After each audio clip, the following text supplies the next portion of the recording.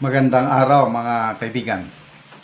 Pagbigyan natin ngayon ng reaction opinion itong post ng Inquirer.net. Title: Torre, PNP ready to deal with ICC arrest order for De La Rosa. Wow! Talagang puro high profile targets itong nakabinbin na trabaho kay General Torre, no?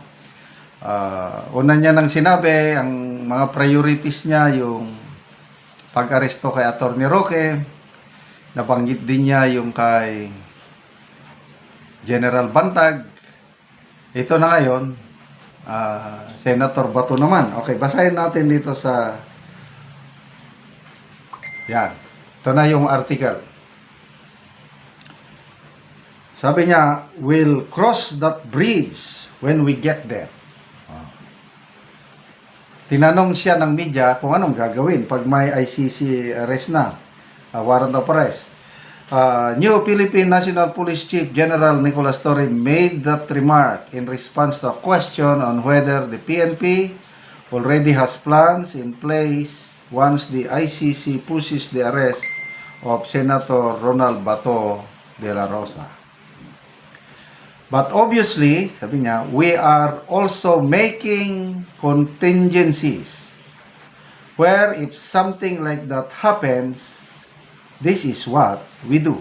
Torre said at a press briefing after taking over command of PNP in a ceremony in Camp Crame on Monday, kanina umaga. Sabi pa niya, it's just not proper to discuss it at the moment. It's really something that has to be acted upon once it's there. We'll make decisions as they come. Okay?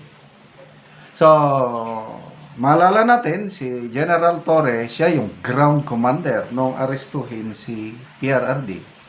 At ang tingin ng karamihang tao, yung mga nagmamahal kay PRRD na itong pagka-appoint niya as Chief PNP is a reward for a job well done.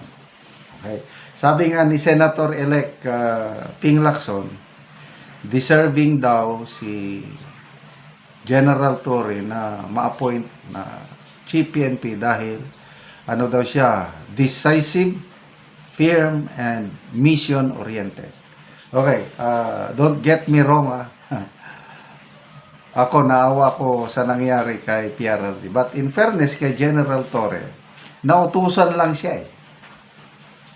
Kung sino yung nag-utos, so kayo nang bahala. Kung sino. Basta inutusan siya.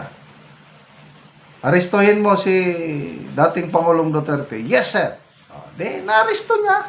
Naisakay niya sa aeroplano. Kaya nga, in a way, tama rin si Senator-elect Ping Lacson na mission-oriented talagang itong si General Torre. At dahil nga sa nasunod niya yung utos ng powers that be, ito na, Chief PNP na siya ngayon.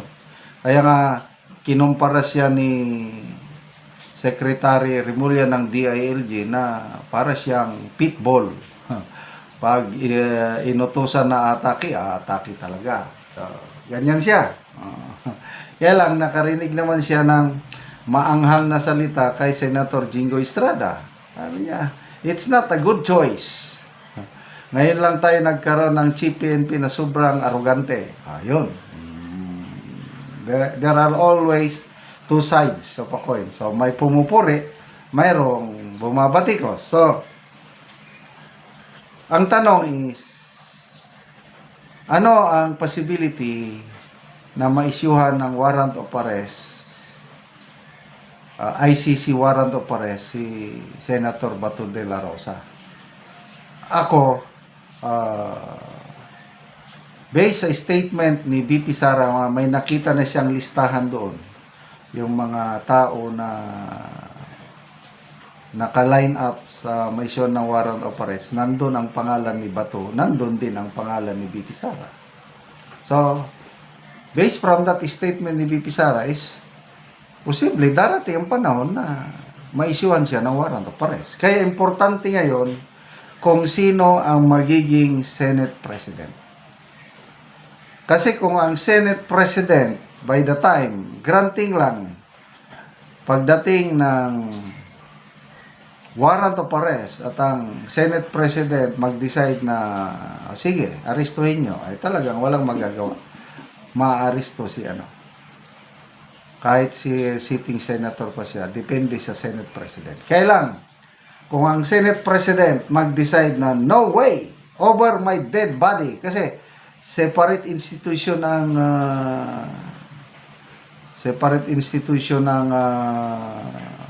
Senate, the last bastion of democracy ng ating bansa.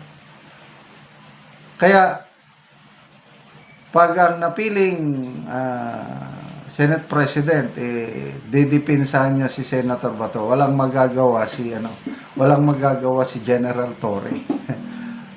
Titira lang siya, Titira lang si Senator Bato sa loob ng kanyang opisina. Hindi naman pwedeng, I don't know. Kung talagang mission-oriented at talagang papasukin niya ang Senate building, ibang talagang na yan. Yun na. We'll cross that bridge when we're there. Baka ganon. So, sana naman, wag na nilang pag-initan si Senator Bato kasi number 3 siya. Halos number 2 na nga. Kaunti lang ang lamang ni Bam Aquino sa kanila. Kung aarestuhin nyo si Senator Bato, kinakalaban nyo ang more than 20 million people na nagtiwala sa kanya, bumoto sa kanya. Okay? So, malabo. Pwedeng may ICC warrant of arrest. Kaya lang, palagay ko, ang mga kapwa niya senador, whoever be that Senate President, ayaw nilang ipahiya ang Senado by surrendering one of their honorable senators na arestuhin ng isang General Torre. Okay? So, ito ngayon, Attorney Roque and General Bantag, yan yung nasabi ni General Torre ng mga priorities niya na arestuhin. Sige, tignan natin anong mangyayari sa anong magagawa ng bagong PNP chief. Okay, salamat mga kaibigan sa inyong pagsubaybay sa ating channel. Nakakatulong kayo ng malaki sa tribong Talandig ng Bukidnon. Dahil ang sweldo po natin is pantulong sa tribo. Namimigay tayo ng mga libreng yero at pako para makapagpatayo ng bagong bahay ang tribong Talandig. Panoorin nyo ang video na ito.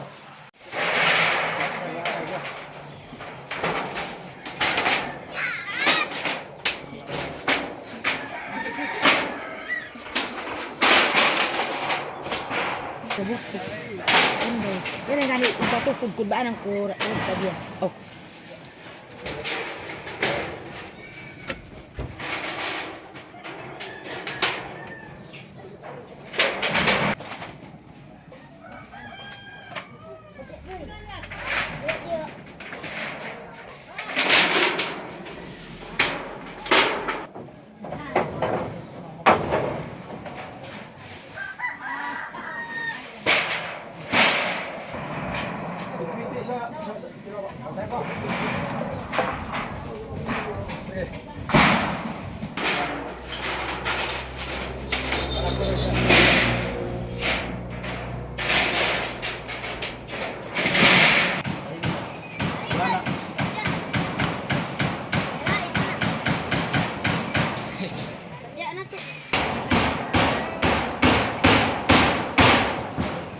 Hey.